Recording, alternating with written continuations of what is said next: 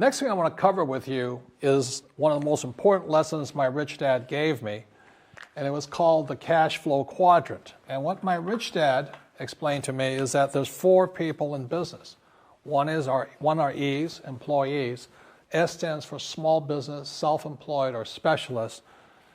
B stands for big business, and I stands for investor. And the thing of note here is that most people who go to school are programmed for the E and the S side. For example, it was my poor dad who always said to me, son, go to school so you can get a nice, safe, secure job. And so my poor dad wanted me to be an employee. And since the time I was a kid, get a safe, secure job, steady paycheck, and benefits. Okay?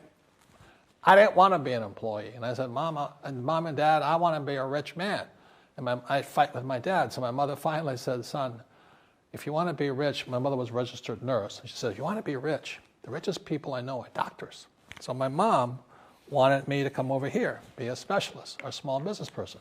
I said, there's only one problem with that, Mom. Doctors are really smart. And she says, you got a good point there. I'm not going to be a doctor. So I went to school. I have a Bachelor of Science degree. I can drive ships and I can fly planes. I flew for the Marine Corps. But I've never used any of that education because I wanted to become a business owner. So it was my rich dad who basically said to me, become a business owner and learn to be a professional investor. So one of the big differences here between these people is that it's called taxes. See, in 1943, in the U.S., the federal government passed a law that said employees had to pay tax before they got paid. So when you get your paycheck from your employer, you open it up, and voila, the government's always taken a sizable chunk of it. And the harder you work and the more money you make, the more money they take from you. So that's why it's not that good to be an employee, because you can never get ahead, because the more you work, more money you make, the greater they pay in taxes.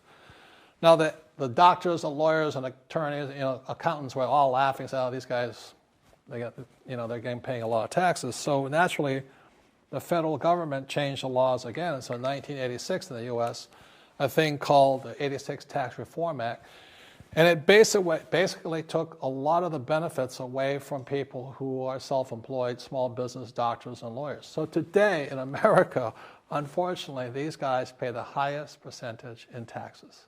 It is tragic.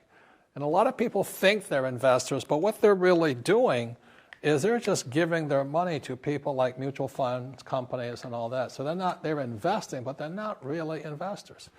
See, the big tax breaks are on this side. The laws are pretty tight here, but this area is very, very gray.